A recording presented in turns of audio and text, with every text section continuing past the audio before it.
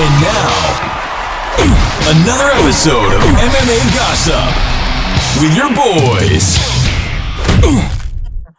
Boom. We are live, baby. MMA Gossip, back in your life, episode number 82.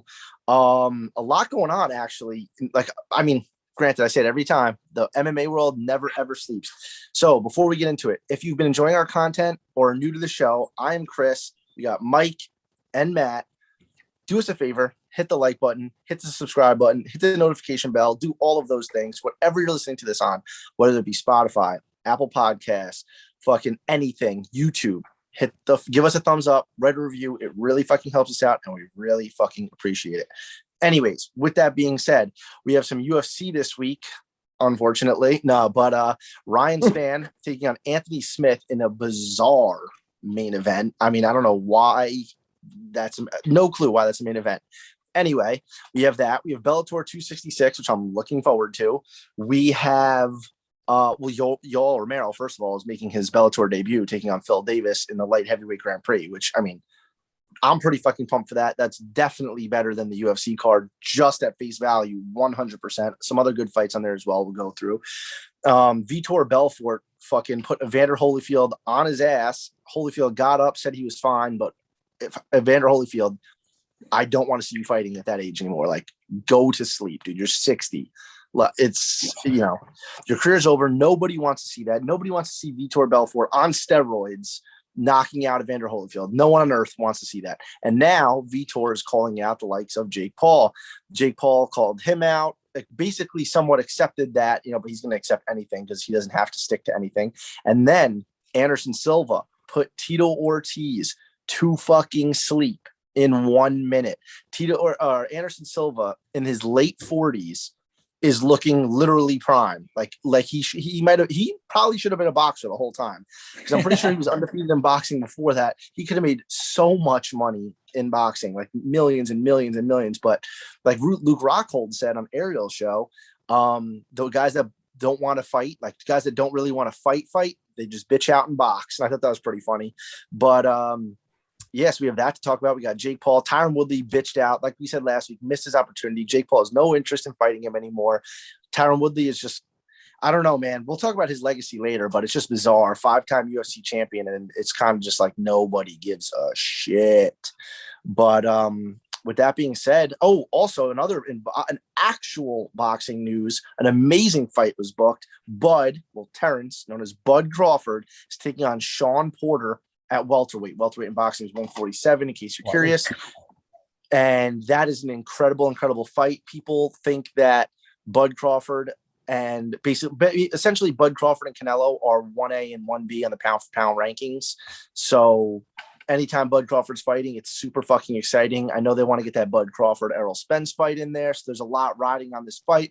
Errol Spence will definitely come in as the favorite, but Sean Porter has fought literally everybody, has been dropped a bunch of times, and is just a hard-nosed fighter. He fucking got floored by Adrian Broner and still won the fight. So he can scrap his ass off. So that's some real boxing news. And other real boxing news, Jake Paul. This is the longest intro ever, so bear with me. Just a lot to talk about. But Jake Paul, his promotion MVP, is trying to put on a super women's fight between Amanda Serrano and Katie Taylor, which would pretty much be the best women's boxing match of all time. He'd be working with Eddie Hearn to do so, to co-promote it. And thank you for listening to my rant. If you're still listening to this podcast for whatever reason, please like, comment, and subscribe. Yeah, I got to clip that and put that on Instagram. That might have been your best intro. Well done. It was the longest for sure. No, I like it though, because now I know what to expect the whole time. Yeah. Dude, I was just kind of, whatever came to mind just came out of my mouth. That's how we roll on this show. Yeah, for those listening that maybe don't know, we don't edit anything. We just hit record, talk for like 35, 40 minutes, and then hit end, edit it just so that we could put the intro in the beginning. And we don't edit it because we're so good at podcasting. We don't edit it because we're fucking retarded and we don't know how to. If we're telling the truth, that's true. All right, guys, Chris had touched upon a bunch of different topics, but I have a couple notes here about maybe things we should talk about. Spitfire, you can answer this in 30 seconds or 2 minutes, whatever you feel. So what did you think about, we learn something new every day, right? So what did you learn? What did we learn from this boxing event this previous weekend? Like, to most people, it was a shit show, circus, and to other people, it's a way to make money. And what did we learn? Like, what did we gain from this weekend? Because there's no MMA. What do we gain, Matt? I think it's just a new trend, man. I like what you said about making money. Like, these guys are getting paid so much fucking money. Why would you say no? I mean, and we could sit here all day and critique their boxing skills, but at the end of the day, these guys are making racks, like, doing this stuff. So, like, who could really knock it? And I know that's like Chris's biggest thing is like, yeah, they're not the best boxers, but like, look at us three dickheads doing this, and they're making millions and millions of dollars selling something that actually does have an audience. Might not be us because we're hardcore fans and we're all about, talent, skill. We like to see just like what's the word I'm looking for? Just an authentic sport, And to be honest, it's not Jake Paul. It's definitely not that Holyfield fight. That fight, I don't even think should be sanctioned, strictly because the guy is literally 60. But yeah, man, the guys are getting paid. It's really hard to knock the hustle. Chris? Go ahead, Chris. I just think that it's like these friggin' Los Angeles VC guys that have millions of dollars and are backing companies like Triller to put on these fights because they think it's what people want to see. And I kind of think it's going to fade out. Like, I think this is you could quote me on this when I'm wrong in fucking 5 years, but I think this is just like a trend. Like, everyone's like, oh, I'll box. I saw a fucking fake line yesterday for Conor McGregor to box MGK. He's minus 5,000 in a potential matchup. It's like, bro, this is just getting ridiculous. He's not boxing MGK. Like, I think that it's going to stick around for a little bit and then it's going to go away. And again, it's these VC guys from LA sponsoring these companies like Triller, and the money's going to run out and people are going to lose interest and they'll go away. But Anderson Silva looked fucking good and he should move on, onwards, upwards. Like, you beat Julio Cesar Chavez. Why the fuck now are you boxing Tito Ortiz? Like, box someone fucking good. And I think it's going to take someone like Jake Paul getting fucked up when he eventually fights like a real boxer. And I think people are going to be like, oh, fuck that. I hope so. I just want this disclaimer. If Conor McGregor fought MGK and was minus 5,000, I would liquidate all of my assets and put it on Conor McGregor. I don't care if it netted me $1,500. I would do it. There's value on it. Yeah. What's your 10%? Return on interest?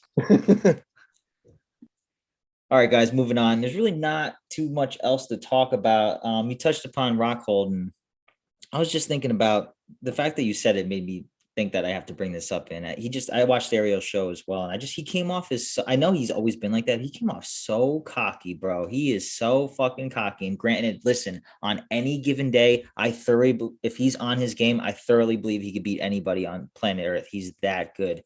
But with that being said, you're only as good as your most recent performance, and his was 2 years ago, and he's got a couple of bad knockout losses, and now it's like his cardio looks like shit, and then he can't take a punch. It's just like, dude, you're getting older.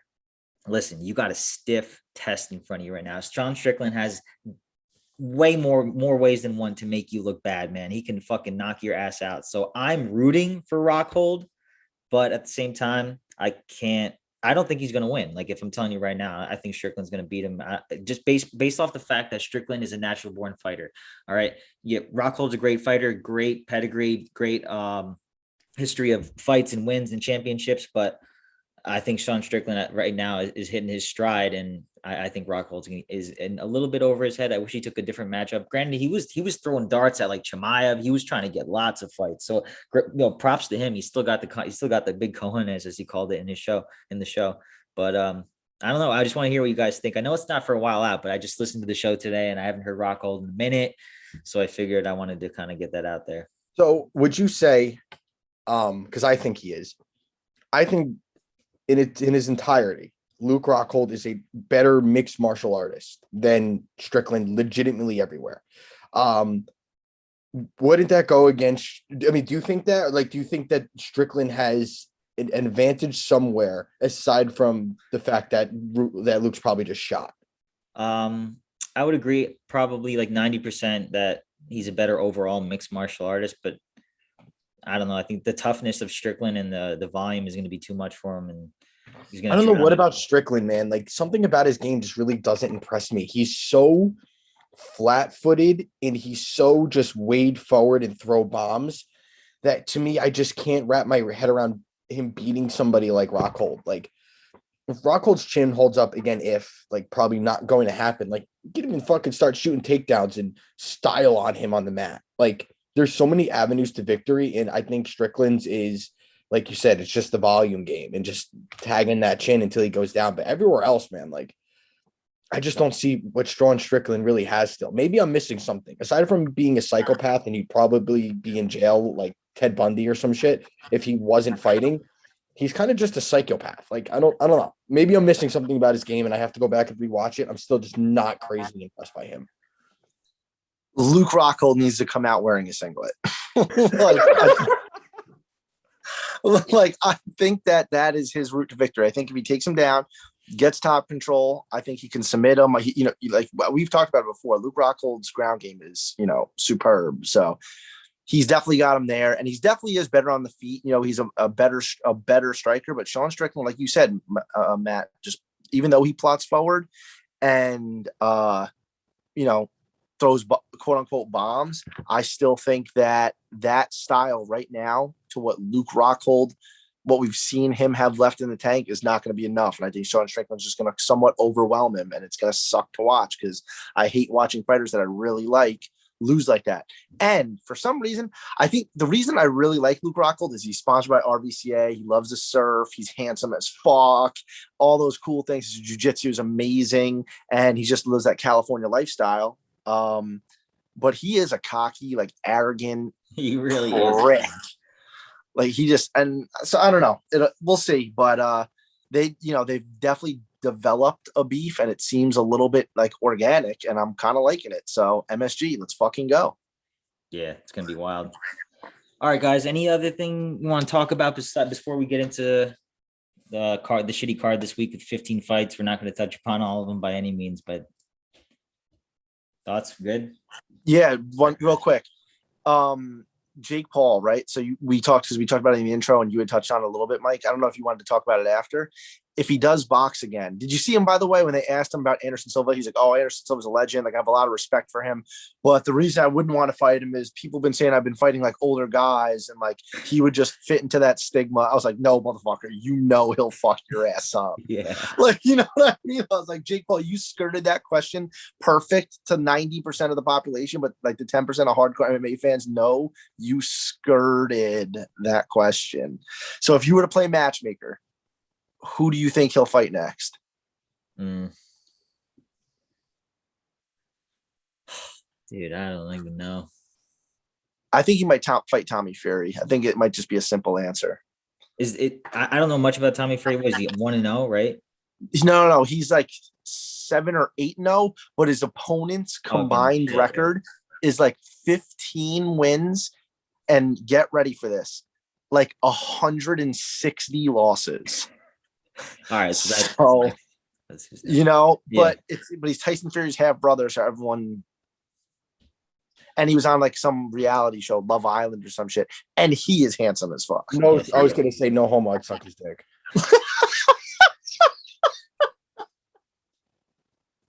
Great. He's handsome as fuck.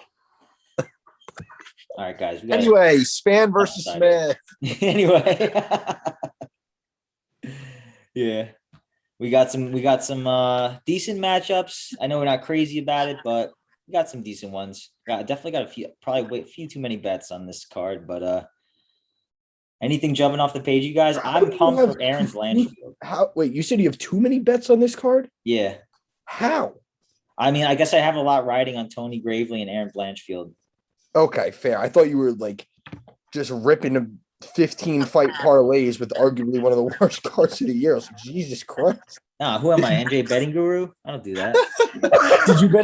Did you bet on Antonio Arroyo? Yeah, I did. I knew you did. I know you. You know me, bro. He shouldn't be that wide, man. I mean, they're both strikers. We'll see what happens. But I think Buckley might low-key be like just athletic and not very good. You know what I'm saying? I know I'm not betting on Impa Kasagane. No, actually, I bet the other guy plus 150. Now he's like a plus 100. So let's get it. Also, I know you said it, Mike. You tweeted from our Twitter, and I couldn't agree with you more. JP Buys, legend, for stepping up on short notice and taking out Montel Jackson. Yeah, it's too much for him, bro. He's going up a weight class. He's 0-1, and he's going up against Montel. Dude, the line is outrageous.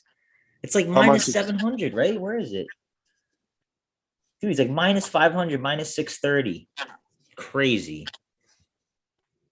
He's way out of. So you think Christos Giagos is plus 550? Holy That's insane. fuck. Insane. I mean, Sarukian's going to fuck him up. Yeah. Scroll up a little bit, Matt. Yep. Mike, rather. Yep. Oh, dude, I called him before the podcast. I should have said it. We should have said it live. Devin Clark. I said, I think Devin, because you boys, if you listen to the podcast, you know I don't really look at the odds. Devin Clark plus money, I would definitely take that. He's my underdog. I'm calling that now. Yeah. All right. 100%. Shit. But here, Chris, he's only going to win by decision because, I mean, or maybe later on, because the first round, Kutalaba is going to come out like a fucking fireball. We'll see what happens. That's all he needs to do is, as long as Devin Clark survives the first round, I think, dude, he come out of the first round fucking limping and bloody, and I think he'll still win the fight.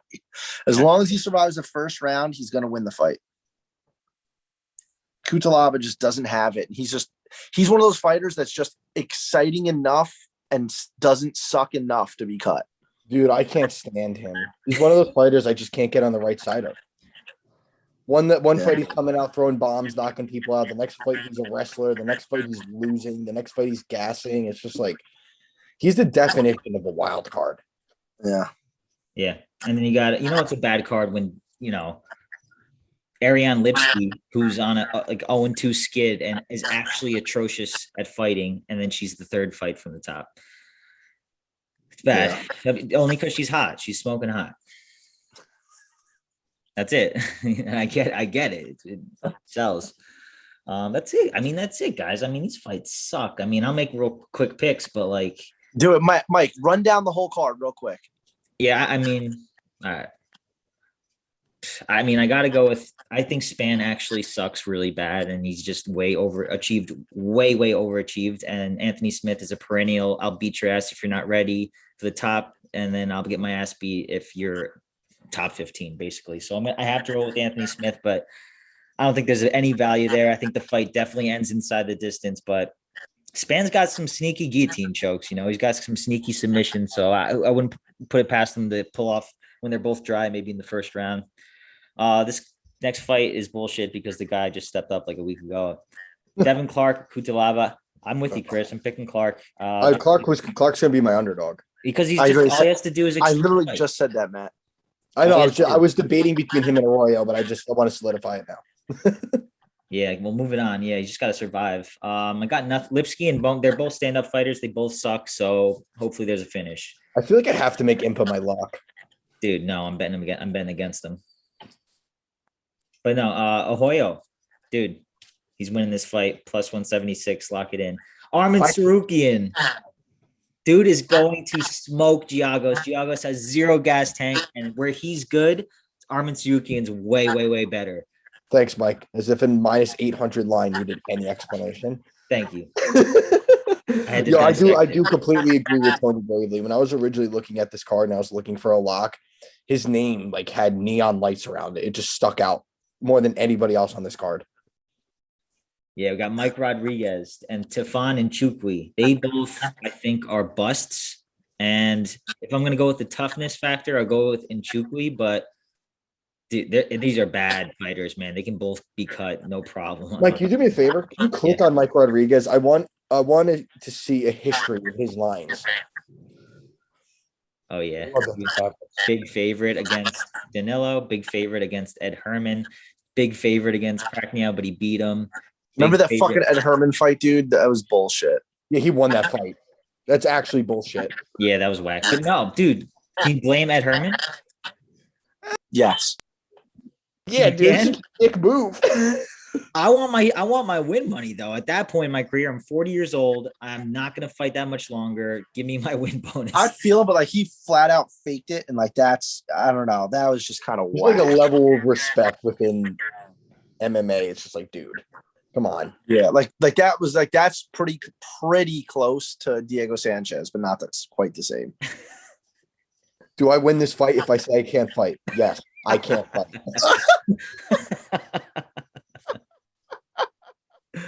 The motherfucker. Yes. Oh man, I had so much money on Pereira too. It was like disgusting. It was not fair. Dude. All right, guys. This one's good. This is a solid fight. Penny Kenyanzad and Raquel Pennington. I want to hear what you guys think about this one. We got the veteran versus the up and comer who's like on a 4-fight win streak, a lot of output. But I think Raquel, the way the line's been steady, and I feel like a lot of people are on Penny right here, but I think it's been steady. It's one of those kind of trap lines. I think Raquel wins this, just veteran, hold her up against the fence. And I mean, Raquel has honestly has seen better days, but I still think she can eat this one out. I don't think Penny's ready for that shit. I don't think she's very special at all. What do you guys think? It was Chris. I was letting you go first, but I'll go. I think I'm gonna go with Pennington, I guess. I don't know, man. Dude, another fighter. This card is loaded with fighters I'm just never on the right side of. I'm gonna go with Pennington to just do her typical grind it out style, drag the whole fight out, take the over, win rounds in the most boring way possible, have pretty crisp boxing. Yeah, I don't know. Whoa, what did you just say? I don't know. Last time out, her boxing actually looked pretty good, and I remember betting against her because of that reason. I was like kind of shocked. Who did she? I don't know fight? if I would go with pretty crisp boxing to describe Raquel Pennington. Oh, Raquel or Penny? Okay, yeah, it was Alexis Davis, so no wonder it looked good. All right, guys, moving on. This is my biggest play I've had in a long time. And I think Nate Maness is an absolute fraud. He is not good at all. He's a fluke win over Luke Sanders. Luke Sanders was beating his ass. And then Luke Sanders does what Luke Sanders does and gets tired and got clipped and then subbed. And the other fight he won is because he got kicked in the nuts like 6 times, and they took 2 points away from the guy, and he ended up winning a decision that he clearly lost. It's the most fraudulent 2-0 record I've ever seen in the UFC, and he is going to get his ass beat by Tony Gravely, pillar to post. I got way too much money on him. So how much you have on it? Well, I got him in a straight up. I put 200 on him, and then I put him on $300 in 2 other parlays. So 500 I have riding on him. So. He's gonna win, and Blanchfield too. I pretty much have in those parlays too. The only route to victory Nate really has is just catching him on the ground in submission. I feel like that's it. We'll see. Who did Gravely fight last time out that he definitely did gas though? He got gassed against the Spartan. What was his name? He got released by the UFC. The Brazilian guy who's bald. I can't remember, but. No, he knocked out Anthony Burchak in his last fight, and then before that, he won a decision against the Spartan. Yes, that's what it was. It was I'm not even going to try to say this because Chris will yell at me. Geraldo something Brazilian. DeFreitas. Yeah. That was he won that fight clearly, but it was a split decision. But I'm pretty sure. He won. I remember sweating out that last round though, pretty bad. Yeah. This will yell at me. But I think that's it, guys. I mean, everyone else sucks. I mean. Everyone else sucks. Welcome to MMA, guys. Dude, what do you guys think about? Seriously though, what do you guys think about Emily Whitmire and Hannah Goldie? I'll pick Goldie because I think Whitmire is actually really bad. I think Goldie's fighting for her contract on this fight. I do too. Whitmire too, man. She's like let's go. Let's under record. Last time Goldie fought, were both of you on her in our actual picks? No, I picked against Whitmire when she fought Poliana. No, Goldie. I could have swore you picked her on like our actual official picks recently. I think I did. I did. Mike, click her name. Who did she fight? She lost the decision. A lot of people actually had her. She got her ass beat. Diana Belbita. Yeah. She's not. Yeah, and I said this last time, Mike or Matt, rather, because I know Mike knows. You know who her kid is? You know she has a kid with? Who? Alex Nicholson. Oh, okay. Yeah, I knew that because I followed Alex on Instagram. Well, you said, why'd you say followed? I still don't have Instagram. Oh, that's right. I'm getting it back anymore. Yeah. You lost Instagram? No, I didn't get kicked off like I did Twitter. I just needed a hiatus from. I told you. I actually said on the podcast. Yeah. I needed a hiatus from the far left. Dude, I put timers on my Instagram and Twitter, and it's like been life changing. I hate to bring this up, but I need to ask because just we didn't talk about it today. Did you guys see that AOC wore that fucking tax the rich dress to some like fashion thing? Yeah. That dress was worth like 30 G's. Yeah. Fuck her. Yeah, she's a cunt. Nonetheless, continue with MMA. That's a vicious word. Yeah, she sucks. AOC was the Met Gala, which is literally a party to celebrate richness. And I saw someone say, they're like, dude, these people are all there who hate capitalism and are doing capitalism better than capitalists. Yep. Ass backwards. It's stranger than fiction, dude. You can't make this shit up. Cannot make it up, bro. What else, boys? Oh, Mike, pull up Bellator real quick. I'm not even gonna go run through it. I'm not gonna spend long on it. Yeah, but just wanted to touch on a couple things. I left my friggin' hat down the shore. I'm home for my cousin's wedding. So yeah, like we said, they actually have lines on it now. I saw yesterday. I had typed in to see because I was really just curious. Like you guys know, I don't really look. I was curious to see what Phil Davis and Yoel Romero line was going to be, and I kept Googling that and couldn't find anything. I know, so it looks like a lot of them aren't up.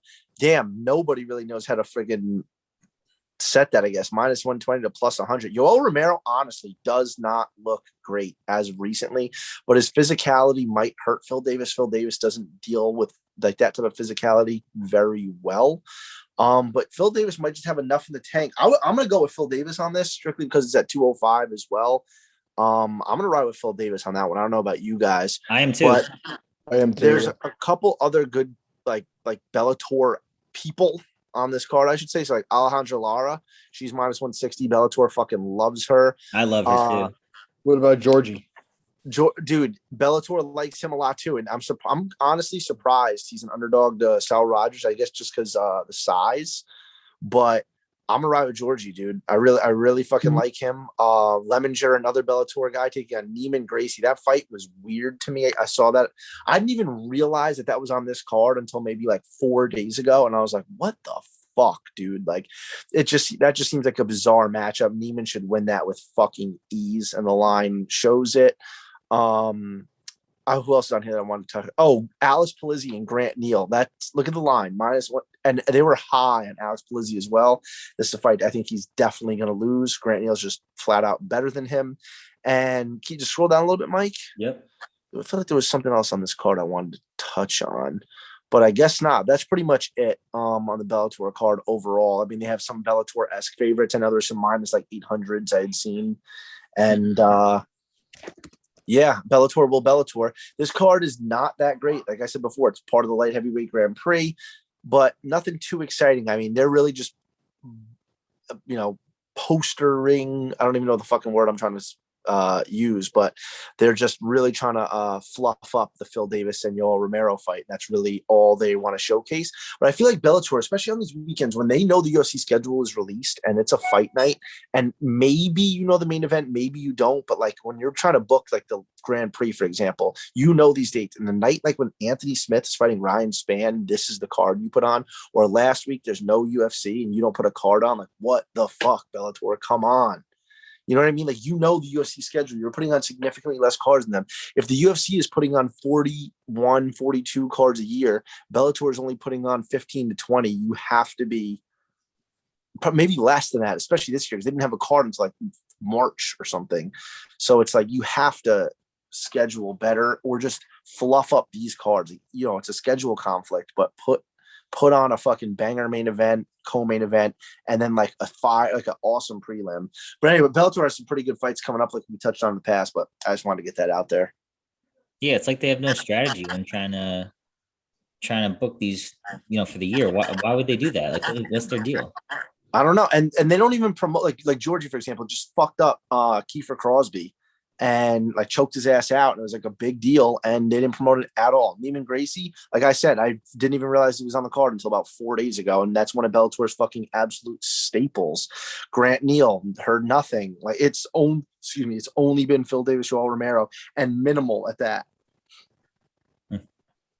So it is what it is. It is what it is. I think they should hire us to do their marketing. Hey, I'll fucking suck a dick. Yeah, me too.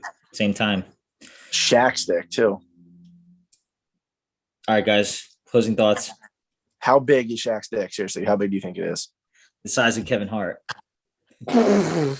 you why was it such a quick response? Matt, why are you thinking about it so in depth? I was just gonna say like 1.5 feet. No, all jokes aside, how big do you like? No exaggeration. Dude, he's got to be at least the foot. Matt, you lagged down on me. What'd you say? He's got to be at least the 12 inches. 11. I mean, Clean. who am I to say otherwise? Yep. He probably Even imagine he's the world's smallest dick for no reason. A big part of me doubts that. But no way. anyway, Team Dillashaw, like, If comment, you're still subscribe. listening, if you're still listening to this conversation, at this point, I feel like you love us, so you might as well like, comment, and subscribe. And with that note, enjoy the fights. We'll see you next weekend.